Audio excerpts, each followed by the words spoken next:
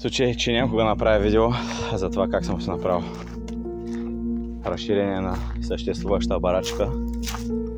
Тази е около 2 метра в широчина и около 2,50-2,60 в дължина. Тук имам сондажна тръба в 160 на около 12-14 метра, не знам с точност. И ВиК шахтата ми минава от улицата, отдолу. Има пуснато гофре евентуално за ток до тази барачка, но то няма да ни е нужно. Проекта ще бъде продължение от тук на същото ниво бетон 4 метра, назад 2 метра, назад така 4. Тази стена ще си остане съществуваща. Дигаме колона 2 метра, с нещо отгоре ще надбавим около 15 см, за да може да дадем наклона. Отзаде също 2 метра. И отгоре две гради на 4 метра от край до край, с още две колони по средата и отпред и отзад с гради върху тях. И покрива може би ще се ОСБ или с сандвич панел, с който ще направя цялостен покрив, защото то си е много качествено направен на цялото помещение. За целта първо прокопавам канал. Тук предишните хора са направили, пуснали са 3 тръби, които да бъдат за различни захранвания. За сега изкопавам най-главното, което ще ползваме и това. Най-вероятно ще направя някаква дупка отгоре отстрани до него за кабела 5 по 1,5, който ще управлява нататък помпите. Ще може да се вържат евентуално до 4 помпи. Земята ще се използва също като фаза, единия вариант. Той ще бъде с гофричка. Ето къде имам разни гофри. Да се по-дебелата, другата къде? Другата е тук.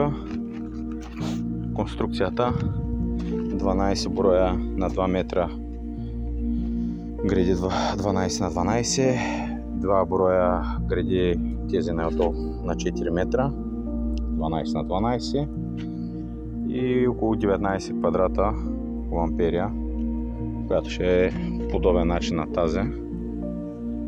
Като разликата от тази сграда, че тук ще има един прозорец, тук ще има още един прозорец и на там е запад. Ще се постарая на там да има един прозорец. Може би няма да се отваря именно, да влезе някаква димна светлина. С цяло, ако се стане нещо като работилничка. И тук ще е разположена помпата след време. Друго. Доста копане ма чака. Но мисля, тук е около 50-60 см. Тук мисля може би да го направя на около 20-25 максимум. Защото ще направя за източване на съоръжението зимно време. Няма смисъл да правя 60 см изкопи и то нищо се полива зимата, нищо. То всичко ще замръзне тогава. И по-скоро може би около 20 см изкопче. Тук в начало ще е малко по-задълбан отдолу. Тук допълнително ще трасирам къде ще е инвертора с батериите, които ще трябва да пусна предварително гофри, които ще ги вкопая някъде, може би и тук тъй. Отгоре на покрива ще се спуснат соларните кабели по гофри. Тук ще се пуснат захранващите кабели от главното табло на къщата до инвертора и после трябва да се върне пак един кабел трифазен. 5 по 10 или 5 по 16 ще видим. И пак до таблото. И общо взето това ще ми е енергийният център на къщата. Ще е отделен. И евентуално водният център с презумпцията, че тук е помпата, ще може да се свържи към това е водопровода на къщата. Да може да се свържи с водопровода на къщата. И когато спре тока на селото и няма вода, защото сме на помпа цялото село, ние да имаме ток и да имаме водичка. Ето ги соларните панели. 20 броя общо. 16 ще бъдат разположени на тази фасада юг. и 4 ще бъдат разположени на запад. И тук ще опъна скеле, за да може да е лесен достъпа. Хибридния инвертор с двете батерии. Ето и моделът на инверторът. Това са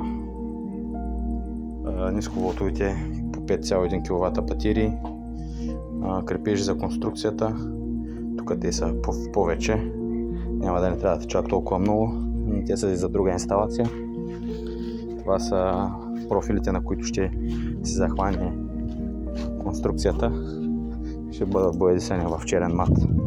Най-вероятно, за да изглеждат добре отгоре, макар че тук няма да се виждат, но от другата страна изток на запад ще се виждат. И по принцип можех да сложа още 4 на изток. В момента имам слънце, но не е много добър ъгъла. И когато страната е добър ъгъла, имаме този прекрасен орех, който е доста висок и ще ми пречи за да функционират правилно. Но за бъдеще да кажем, че не се знае. Има доста изсъхнали кони по него, трябва да се очукат, да се смъкнат. И това е. Общо взето, си от някъде трябва да се започне за една хубава независима инсталация от към вода и енергия. В момента водата грубо е може би на около 4 метра. Малко се е дигнал, скоро мисля, че беше малко по-ниска даже. Зимата е на около 2 метра подпочвено. Сега е на около 4, което ще рече, че имам около 8 метра да смуча. Говорих с един съсед, той се занимава с поливни системи и ми сподели, че няма да ми трябва допълнителен резервуар, в който да събирам вода и след това да източвам. Най-вероятно тръбата ще ми свърши перфектна работа. И така. А другото, което е, че тук имам санитарен възел. Така да се нарече септична яма, която в момента съм затрупал. И тя е на дълбочина според мен около 5-6 метра, което минава покрай първите подпочвени води, докато сондажа черпи на около още 5-6 метра под нея. Де факто би трябвало да се разминават, но то ще се вземат и допълнително проби след примерно една седмица ползване на сондажа, да се види чистотата на водата и дали става за нещо. Става дума за питейни качества и иначе за поливния мисля, че ще е супер. В най-лошия случай, дори ако има остатъци от септичната яма, може да са в полза, така да се нарече, докато тогава пък няма да стават в питейните нужди. И това е. За сега съм на първия канал, още малко ще го удълбая до тук, да минем поне 5 метра, може би 6, и ще вкопая още едни гофри, които трябва да стигнат до началото на бетона. Тук ще направим някакъв преход с скара и решетка, за да могат да кабелите да се инсталират коректно, без много да мърдат и да са защитени все пак. И така, благодаря ви. Сега ще го заснемам от последно от дали ще да направим една съпоставка от преди и евентуално след. Чао, чао!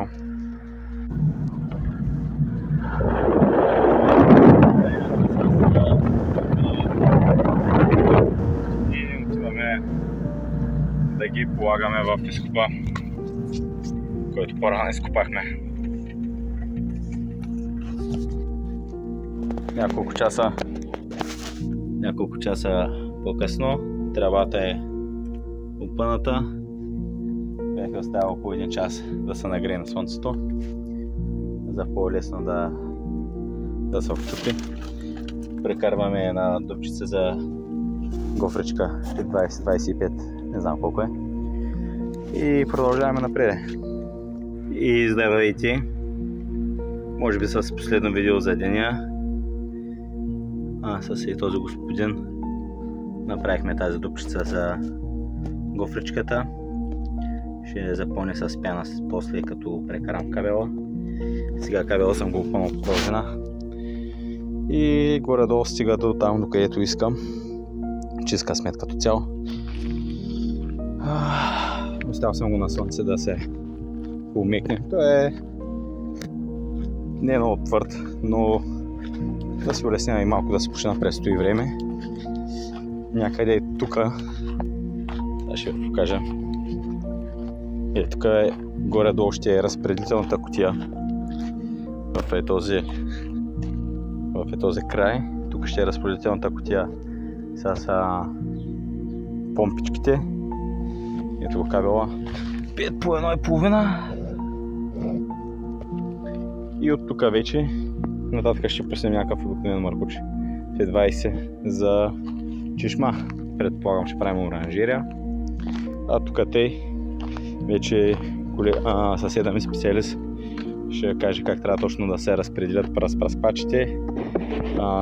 Даде ми много ясно да си помисля къде ще семе още дървета, за да може евентуално да се разположат в тази част и в тази, за да може да не пречат много на дърветата и да не се пречат и с каповото. Тук исках да сложа някакви такива дъги, просто човека ме отказа. Каза, че по много по-сложен начин трябва да стане. И за мен е тази зона и горната, която е тази. 100% не се заслужава финансовото и нищо да се прави. Защото, какво ми обясни той, за да направя поливане в тази част, която е по грубо 3 метра на около 18, трябва да сложа разпръсквачи в тази посока, които да пръскат на така и евентуално да сложа и в тази част разпръсквачи, които да пръскат на така и да ги правя шахматно, за да може да няма мъртви точки. И де факто в тази част, която е, не знам да кажем 50 квадрата, трябва да има разпръсквачи, колкото в целия двор. И де факто и тази тук е по същия начин. И просто на този етап смятам, че това изобщо не се заслужава. А пък и то като нас, главната ни цел е от самата веранда и от кухнята с кухненския бокс да си виждаме една красива гледка и по-скоро самите дръвчета да се поемат нужното количество водичка. И така, тези неща в ляво и вдясно. Ето го и този така нашия красавец. Кажи здрави. Здрави, иска да излиза. Да, прави кълбета, подготвя се за излизане, но днеска му стига толкова. По-късно, като стане по-топ, студенко. Тогава, да, прави кълбета, още малко се подготвяш по-късно. И това е, като цяло според мен главната ни цел е да облагородим задната част на двора, да прекарам от предната една чешмичка, да си мием ръцете и нещо такова, за която трябва да изкопая канал и за нея, който след като изкопая, след като положа кабелите и гофрата тук, може би ще трябва да направя навдясно 1-2 метра, колко да изкарам от съседната дупка още една тръба с някакъв лек градус. И тук ще правим, предполагам, още едно хубаво копане, защото то е много надълбоко. И така, като цяло. То е. И сега остава да вкарам кабелчето в гофричката. За целта горе-долу гледам в предния край да няма някакви остри неща, които ще затират вървежа му и малко ще го напитам. Половина такава вече съм вкарал. И докато вкарвам, гледам, че строителният надзор ме гледа и иска да ме каже нещо, но не знам какво иска да ми каже, да ми помогне. Истината е, че с този кабел и с тази гофра не остава много аванс. Проволката ми не е при мене и мога да вкарам около 2 до максимум до 3 метра и трябва да правя снатки. Долу да не се случи с нещо, да трябва да я ползвам тази гофра в бъдеще, защото си мисля, че е много трудно да прекарам нов кабел по нея, но от такова сам няма кой да ме друса гофрата. Той да имаш пак на един път се съмнявам дали ще може да стане около 25 метра трасе. Може повече. Така че живи здрави. Кот тако. Бързи и лесни пари, момчета. Ето го. Сутнешната фезарядка. Марко, че е прекаран за бъдещата чешма евентуално. Докъде стига? Старата инсталация от вчера. И малко изкупна работа с надзора. И там отива да провери края на трасето. Дали всичко е окей. И това е за сега. Бързите лесни пари. Добър вечер. С надзирателя сме тук покрай обекта. Даваме последни препоръки. Лазерчето на Пош е пуснато. Отпреди е съвсем леко взимам лазера. Отзаде първо го започнах, отзаде на ниво.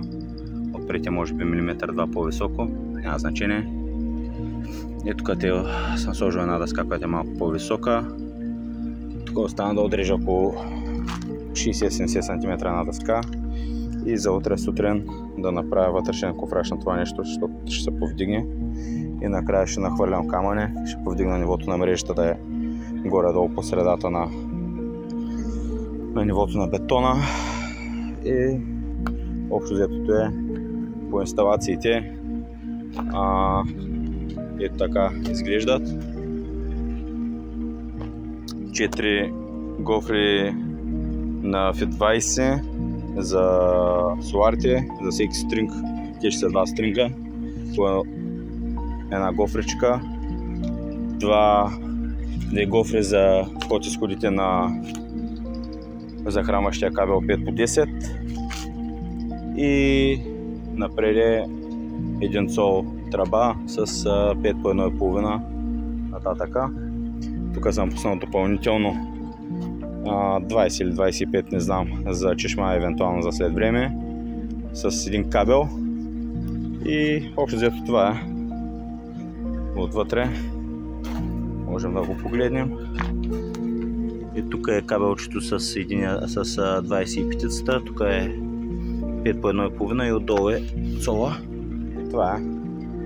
Общо взето инспекцията мисля, че мина успешно. Може би няма да са нужни допълнителни средства към инспектора, но ще видим какво ще разпише все пак.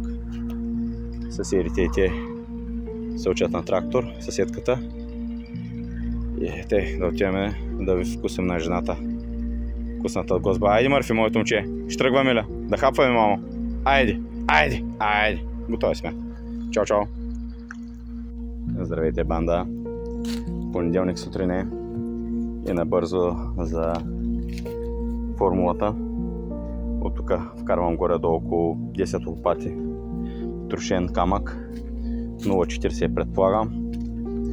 От тук е около 3 лопати чакъл. Този е речен закръглен. Почти свърши. Отиваме на около 2 лопати пясък с 2 лопати цимент. И това е общо взето трошения камък.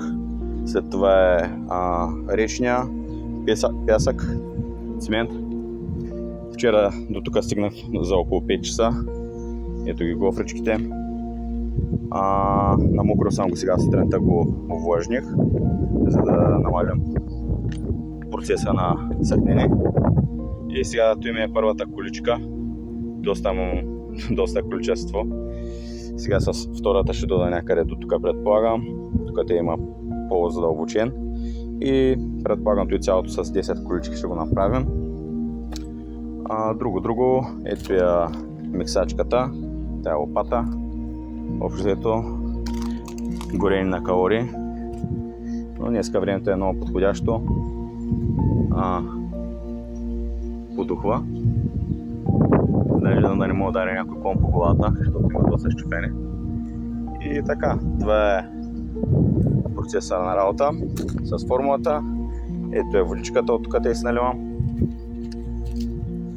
Цимента е Евробилд Low Carbon цимент 40. Отзади има формула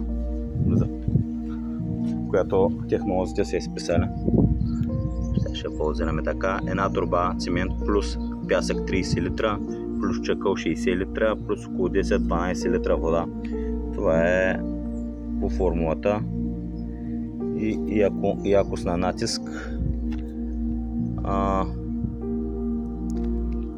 Така 7 дни по-малко от 16, не по-голямо, всъщност или равно на 16 паскала, и от 28 дни отиваме между 32 и 52, горе-долу там. Някой може да ме поправи, ако греша, но за нашите условия че е перфектно. Надзорника беше тук, но го прибрах вътре за почивка, снакс плюс нещо друго. Друго интересно, и тук ми се получи една ниша, лекичко. Ще я напълня с циментова замазка с повече пясък и цимент. 50 на 50 най-вероятно ще направи нещо в кофата. Друго интересно, завършика на цялото приключение го направих с този фибран. Просто кръгови движения и това е. Чува се даже от някъде надзорника. От е положението ми. Благодаря. Ще се надявам да направя ново видео, когато приключа с цялостното запълване на фундамента. Другото, което е, вчера не ми остана време да вкопая фундаментите и основите за гредите, и това, което измислих, ще ги анкерирам така, т.е. по 90 градуса да може пред да се вижда гредата без желязото. Ще ги анкерирам, правим кофрашче малко по-голямо, за да може да запълня долната 12 на 12, и анкерирам, запълвам го с цимент като цяло, и после вече мога да хващам отгоре. Гредите ще се допират до тукате. И отдолу става така, и още по-трудно ще се навлажняват от външните метеорологични условия, което мисля, че може би е и плюс. Въпросът е, че ще сърчат около 5-6 см, докато там са си директно на фундамента и ще има малка разлика, но това е. Просто вчера не ми остана време и да ги вкопавам, и да ги меря, и да ги шеря, и така. И отделно бях предвидил тези шпилки да ги завия, обаче нямах големи шайби. Този отвор е поне 12 мм и просто потълаха с моите по-малки шайби. Малко се е досех, но с анкер ще станат. 8 анкера. Едни кофрашчета ще направя от дъски L на L, 12 на 12. Сглабям ги, пускам цимента и това. Даже може, всяка замисля, може и с павета нещо да измисля. Това няма да е кой знае какво, че ще стане. Ще направя примерно само от челно дъски, пък отзаде, не знам, ще го измислям. Ще да снимам. И така. За сега сме горе-долу на половината. 8 колички съм налял. Времето е много приятно. Почти не съм се изпотил, което е доста голяма рядкост. Отвориха едва една бъжена сянка. И за тук съм. 8 колички. Като най-дълбокото място в момента го минавам. Може би около 30 см дълбочина. И според мен остават още около 8 колички, което ще рече, че около 3, максимум 4 часа съм готов, може и по-рано. И така. Ето е системата. Супер, от време на време поливам стария бетон. Сега мисля да отида тук дясно да налия една количка, да го изравня до тук. И после нещо е такова, някак си да изляза от всичко това. И ето е плана. Просто здраво сила. Това е.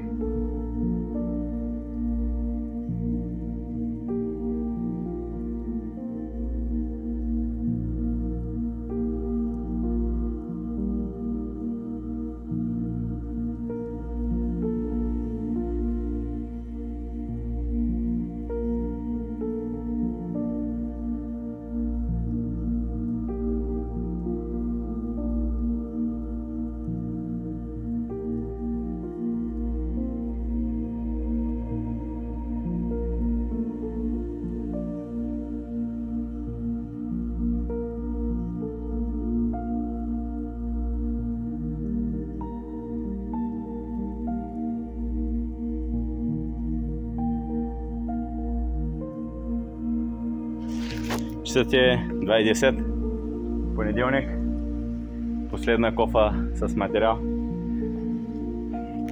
Сега ще ви покажа докъде съм стигнал. Това е от вчера. Така, днеска започнахме от онзи край. Вървяхме навътре и остана тази дупка. И мисля първо с по-сгорния слой, защото е по-като мляко, да запълня там и след това да го доизсипя тук, мисля, че ще ми стигне. И имам съвсем още малко да доправя, заглаждам, преполивам го в краищата. Ето тук имам малки пукнатини, които се получиха от бързото засъхване, защото бързах да насипам материал. И това е. Общо взето 8 от 10. Можеше да е 9 от 10. По мой стандарт. Въпросът е, че като се сам, всичко си е два пъти по-трудно. Но ако се наложи, като се пусне лазера вечерта, утре примерно, или тази вечер, ако тази вечер може да се декуфрира, като се пусне лазера, ще се види колко съм го изкривил на места и с някой циментова замащица ще стане с един голям мастар. Перфектно. И това е общо взето. Отивам да го фърлям. И по вечерта ще направя една две снимки да го видим как е. Така. Здравейте. Вторник около 10 часа. Идеята е следната. Планките за гредите. Гредите стъпват до тази височина. Така. Идеята ми е да направя кофраж от тези дъскички, защото ги имам. Горе-долу ще ми трябват 2 на 12 см и 2 окрайчващи на 17 см. И като в този край може би няма да ги правя цялостно, ще използвам кофража на другата барачка. Лемек тук ще ги оставя като целообразни. Тук навсякъде другите 6 трябва да са квадратни. И идеята е следната. Тези ще са максимално в габарита на външната барачка, крайните, а тези, които ще са в този край, ще са с 2 см навътре, за да може после ламперията, като е започнал тук и изравня с крайните, да мога де-факто да я хвана за тази и за средната. Изграждаме тази челната стена. И след накрая може би ще направим някакво захващане на вратата на хикс или нещо подобно, ще го измисля. И ще се срежи и ще се инсталират панти, направо ще се отваря. Това ми е виждането общо взето на първ поглед. А пък действително дали ще стане така, времето ще покаже, но аз не виждам пречки, кой знае какви. Може би в гредите на 2 см от началото на тези крайните ще трябва да се пусне още една дъска, за която вече да се захващат ламперията. Аз горе-долу това успях да измисля. И ще стане, ако гледаме тази барачка, ще стане общо взето цялостни дъски, без да се виждат тази и тази. Те ще останат зад нея и тук някаква такава работа. Не знам, може и нещо такова като и още го измислям. Няма да се представя как ще го направим.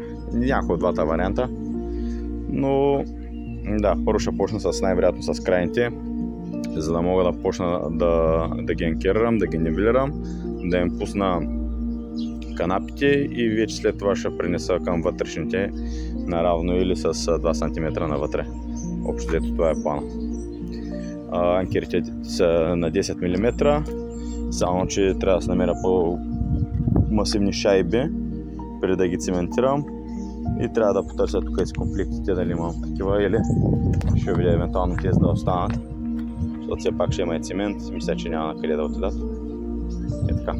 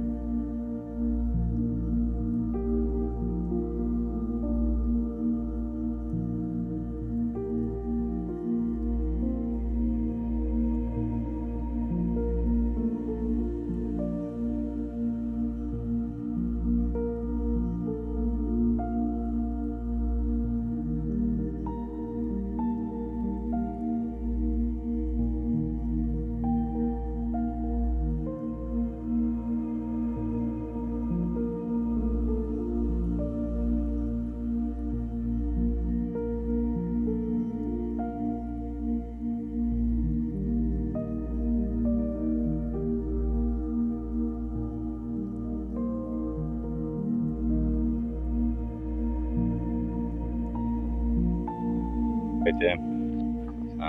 Имахме ли пауза от гледна точка на видеята. Мога да ви снимам докъде съм стигнал. Това е работа няколко дена. Общо взето ламперията отпред и отзад става доста бързо.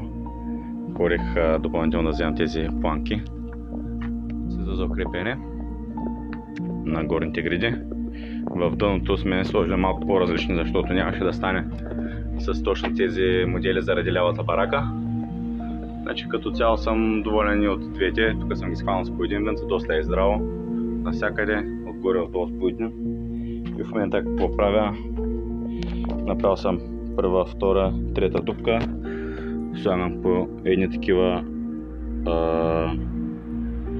разширителя, така го наречем. Набиват се тези шпилки, те почват да се разширяват, заклинват долу бетон, горе го хващам с шайба и с гайка 13. И това е укрепено. След това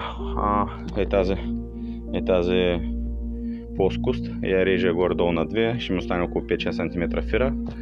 Изправям ги от тук на вертикала и от тук на вертикала с междуосово разстояние, колкото да влезе един прозорец от тези. Този е 891 мм, значи ще оставим около 90 см ще оставя. Имаме една лента, която е за допълнителна изолация и ще я сложа вляво вдясно, да няма нещо перон или нещо друго, с която да щупя прозореца. Така, това е горе-долу за тази стена. След това, ако се очертава, отдолу се пускат около 1, 2, 3, 4, 5, 6, 7, 8, 9, 10 реда ламперия цялостна, след което идва този ред, това е 10-тия, реже се малко от горната част и след това ще слагам отляво от дясно тези лампери, които ми останаха от двата прозореца, и отгоре след това имам около 2 лампери, с които да приключа, и те моите са, да не ви изложа, 6 мисля, че бяха. Тук имам 3, тук имам 2 и тук една 6. Значи имам 12 листа. На мен не трябва точно 12 листа. И общо взето всичко е изчислено до сантиметра. Това светлото е около 1,76 минус около 90 см за прозореца, ми остават около 86 см общо от тук и от тук. Като го разделиш на 2, се получава около 43 см тук и тук. Ламперията ще закува, както тук, дъски, на които да ляга. Демек ще има една дъска тук на сантиметър и половина за ламперията, за да се изравни заедно с външната. И това е много важно. Ако някой тръгне да се прави нещо подобно на това, покриват да го предварително да го поръчате. Сега ще ви покажа защо. Защото бях тук задействал едни връзки да си вземам едни панели, тук така, накрая се оказа, че изобщо връзки и в момента ходих, навсякъде ми обявяват между 7-8 дена, може и повече, зависи според ребрата и според цвета. И общо взето в момента съм поръчал 7 панела с по 5 ребра на 2,50, като ще пусна 40 см отпреди козирка и 10 см отзад козирка. И така, общо взето това е. Тук ще отидат около 4 ребра, там ще отидат около 3 и ще остане от едното ребро в дясно. И това е. Общо взето предварително си поръчайте покривните панели, терум панелите, които ще ви трябват, за да може да не чакате като мен 4-5 дена. Защото в момента днеска най-вероятно ще изградя тази стена и ще ми останат евентуално да сложа прозорците и тавана, но тавана ще почака малко повече и няма как да сложа през това време инвертора с батериите. Мога да просна ето го и надзирателя. отива да види обекта от северната фасада как е. Мога да сложа този термопанел отгоре, но половинчати работи няма смисъл да се правят. И може би след това веднага ще почна отгоре соларната система и ще направя стринговите и ще пусна кабелите за стринговите до тук. И което е не малка задача като цяло. Ще видя дали ще стане сам или двама ще сме. Но общо взето, ако прекарам панелите до тук с пусната конструкция и панели, след това покрива ми отнема около час и половина-два, най-много. Все пак е готов нарязан, само трябва да се завият по 6 винта според мен на панел. 6 по 7, 42, 42 винта. Мисля, че за 1 час и нещо ще стане. И монтаж на инвертор с батерия и прекарване на два кабела ниско напрежение от тук до... Даже може да отидем да видите докъде. Там ще е забавно, защото кабел не е от най-дебелите, не е от най-тънките. Но горе е голяма жега. Добре, че стана септември месец. Трябва де-факто да направим байпас на... Извинявам се. Трябва де-факто да направим байпас на това АП и да отидем нагоре и след това да се върнем надолу и пак да влезем в него, да го захраним самия инвертор. И общо взето от тук по тавана, по диагонал, спускане надолу, влизане в гофре, качване нагоре, трябва да сметна и да отида, защото най-вероятно и кабела няма да стане за един ден и да го поръчам и него.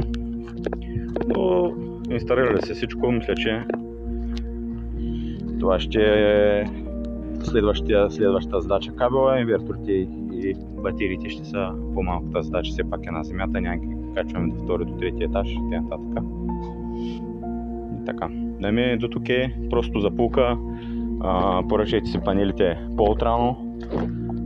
Поръчайте си някакви такива неща, които не се знаят за кога мога да дойда, дали мога да дойда за вчера или за днеска. Пак по-рано.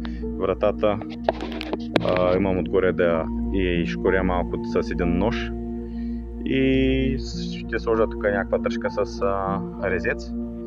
Даже мисля дръжката сам да се я направя от някой материал. Но ще видим. Общо взето, другото хубаво нещо, което трябва да направя е да насложа напречни греди между гредите и колоните за вятърни усилия.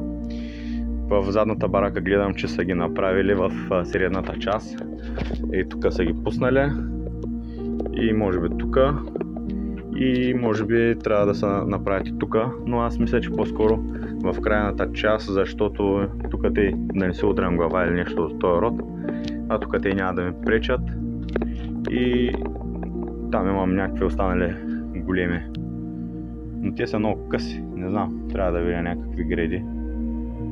И общо взето, ето надзирателя. Да, днеска с този диск ще да ходя да си режа панелите, толкова се бяха досал. Чекам просто тем си ги режа. Много се забавихме с тях, но да. Кажи здравей. Кажи здравей, Мърфи. Мърфи. Мърфи. Красавец. И това е. Благодаря за вниманието. Вратата, само да покажа, вчера ми отнесе първо към 4 часа да я направя. Вратата съм е хванал по този начин. На N трябва да видя дали има смисъл да я фащаме на Хикс. За сега мисля, че е достатъчно. Общо взето. Не е нищо кой знае какво, но върши работа. Покрай планките съм я начупил малко с шлайфа и с един чук, за да може да се прибират болтовете. Ето го, ето е работа, само да ви покажа. Ето това е работа. Така работим в нашата фирма. Бачка ми, почуваме здраво. Чао, чао! Ето и с разширителна гайка, отгоре с заварено. Как се завиват шпилки. Сега започва да разширя долу, заради това почва и да чука самия битовер. И горе-долу това е достатъчно. Давам на развиване. Така, нагледно.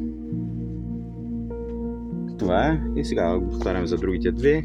Срязваме ги, слагаме шайба гайка и затягаме.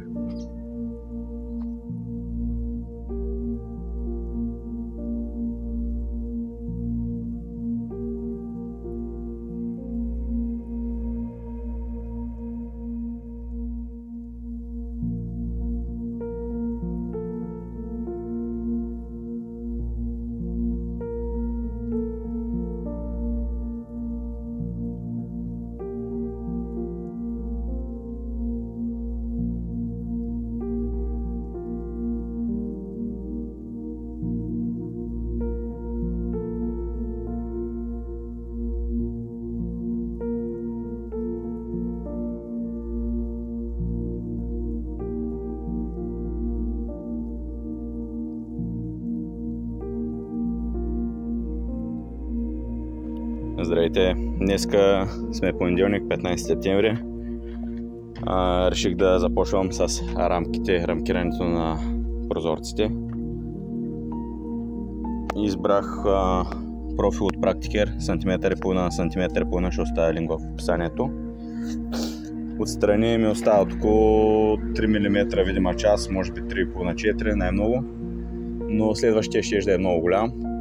Тук искам де-факто да направя гумирането, даже тук съм си направил някаква тип гума. От тук до тук трябва да е около стъклопакета и тук пак някакъв тип гума с затваряне.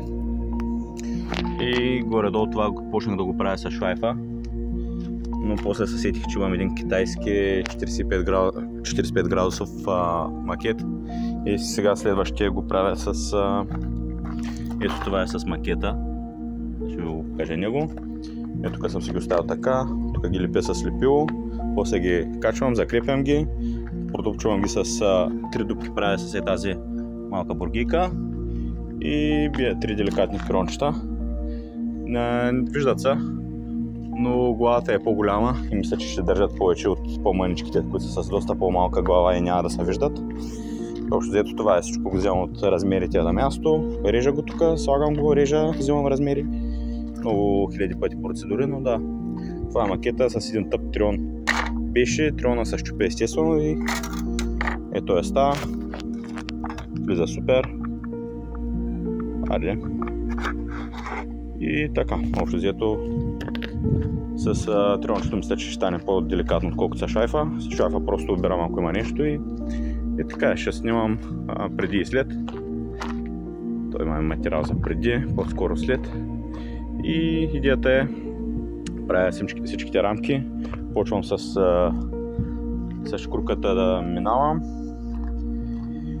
Всичко се ускорява, ще изчакам някой хубав слънчев ден и тогава ще го напръскам с пистолета и се чудя първо да го направя с масло. Ето го компресор, ще не знам дали ще стане, може би ще му взема тока. 6 литров е, мисля, че. Там някъде имам пистолет, обаче вече не знам къде. Тук всичко е зернато. И това общо взето. Де факто чакаме в момента материала за покрива. И докато го чакаме, правим всичко каквото може да се прави. Прозорците ще ги слагам накрая, след като покрива е готов и е рамкирано и е лакирано, за да не се налага да ги облепяме тях, защото ще пръскам. И общо взето това е.